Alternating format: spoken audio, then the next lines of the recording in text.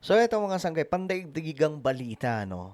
Mayroon pong mga kumakalat na impormasyon ngayon na ang Prime Minister nitong Israel ay deads na daw.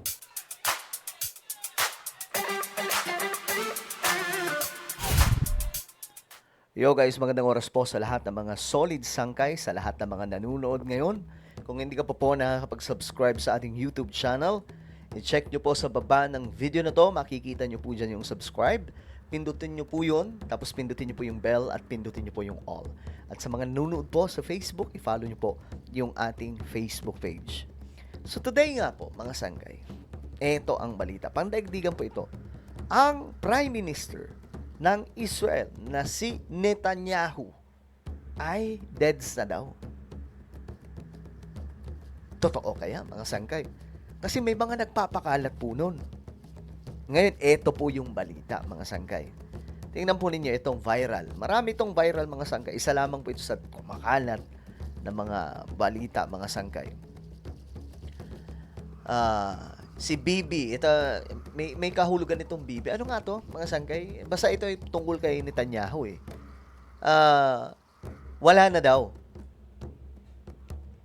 He's gone, mga sangkay. Wala na. Deads na daw. Ayan po, mga sangkay. March 8, Trump tells the UK, we don't need your help. March 14, Trump begs the UK. Nakiusap daw po si Trump sa UK, China, France, Japan, South Korea na magpadala ng mga warships. That's a 6-day gap. Same 6-day Netanyahu hasn't been seen in public. Kaya ang sinasabi ng iba, wala na daw si Netanyahu kasi hindi na nakikita in public. Same 6 days, his son, Yair, stop tweeting. So, yung anak niya daw, mga sangkay, tumigil po sa pagtitweet. Same, 6 days, Israel released an AI video with 6 fingers. Ano yun? Sabi dito, mga sangkay, you don't go from, we don't need anyone to, please help us. Unless the guy running the show is gone. So, kumbaga, sinasabi nila na itong si Trump nga daw po, mga sangkay, ngayon, nakikiusap na ng tulong. So, malinaw daw po ito na proof na ang tao, itong tao, mga sangkay, na isa sa nangunguna sa digmaan, ito po si Netanyahu ay wala na. Pero mga sangkay, ito ang nangyari. Lumabas sa report. Sabi dito, they say, I'm what? Netanyahu mocks rumors of his death. Post video from coffee shop. Nag-post daw po. Sana dito yung video, no? Mga sangkay. Nag-post daw po ng video sa isang coffee shop eh. Wala. Basta yun. Nag-post daw po si Netanyahu. Ito po yun, mga sangkay. Ayan. Nagpakita po siya sa isang video. Pero syempre, hindi makiniwala dyan yung mga yung mga fanatic, mga sangkay ng regime. Kahit sa Pilipinas, nakakalungkot, no? Pero yun yung sa Pilipinas, ito, ipakita ko lang sa inyo, mga sangkay. Kasi sa Pilipinas, masyado pong viral itong digmaan. Ngayon, ang nakakatawa, mga sangkay, kasi may mga naniniwala. No, may mga naniniwala talaga sa ipinaglalaban nitong regime. Itong Iran regime, mga sangkay.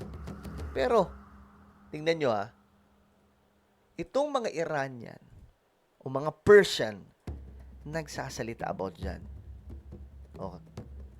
Pakita ko sa inyo, mga sangkay, yung celebration nila na talagang namang napakatindi. Actually ngayon, sobrang tindi nang nagaganap po sa Iran. Pakita po natin, mga sangkay, yung iba pang mga video. Kasi ngayon nag-aaklas na po yung mga tao sa Iran eh. Eto.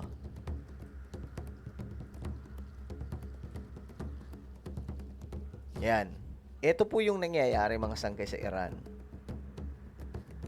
Kaya nagbababala yung gobyerno nila na itutumba daw mga sangkay ang lahat na makikisali, makiki-join force dito no sa mga rally, protesta laban sa kanilang gobyerno. Bakit pinagrarally?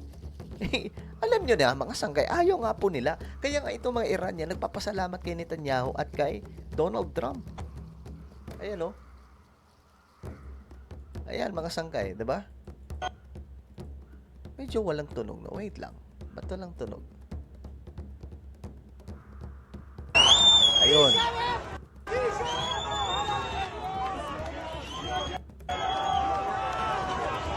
Kita nyo yan? Kapital po ito ng Iran ngayon. Yan po ang nangyayari sa Iran. So how come na nagaganap po ito sa kanilang bansa? Akala ko ba itong regime ng Iran ay mabuti? Bakit ganito? Diba?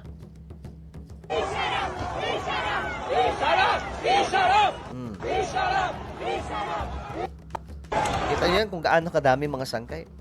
Mga Iranian po yan.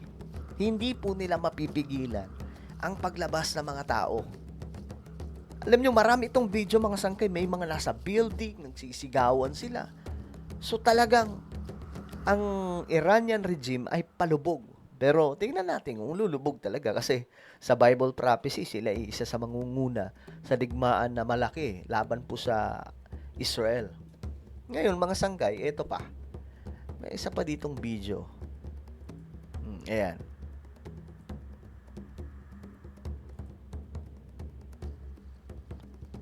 It's funny, so many people tell me, thank you so much for standing with the Iranian people. Thank you for standing with us. I mean, of course I would stand with you.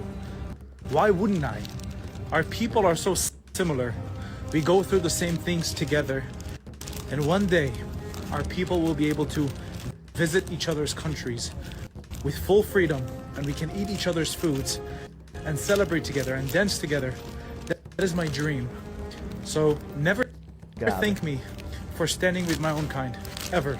Grabe, no? Pangarap nila mga sangkay na yung bansa nila ay mabibisita na ng kahit na sino, magagawa na nila ang gusto nilang mangyari. Kumbaga mga sangkay, magiging malaya yung kanilang bansa. At ngayon nga po mga sangkay, ang alam po ng Iran, buhay po yung Prime Minister ng Israel. Ngayon, ang sabi po nila, ito yung balita mga sangkay. Saan na ba yun? Nawawala. Wait lang. Ito. Benjamin Netanyahu tutugisin daw po at itutumba ng Revolutionary Guards. Itutumba daw. Talagang tutugisin daw po mga sangkay nitong Iran. So, ibig sabihin buhay. Diba? Well, itong gulong to ay nagpapalala ngayon sa sitwasyon sa ating mundo. At hindi po natin alam kung hanggang saan ang dulo nito. Mambihira, ang taas na po ng crudo, ang taas na po ng oil, yung gas. Nako, palala ng palala ang sitwasyon mga sangkay dahil malaking bagay nga po ang Middle East. Alright? So ano po ang inyong opinion? Kayo ba naniniwala kayong buhay pa si Netanyahu? Comment down below. Meron po tayong YouTube channel. Ito po ay Sangkay Revelation. Magaganda po yung topic natin dito. Guys, kaya naman ano pang hinihintay ninyo? Makikita nyo po yung subscribe button sa baba ng video na to. I-click nyo lamang po yung subscribe, i-click ang bell, at i-click nyo po yung all.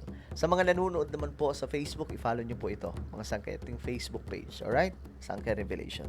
Ako na po ay magpapaalam. Mag-iingat pong lahat. God bless everyone.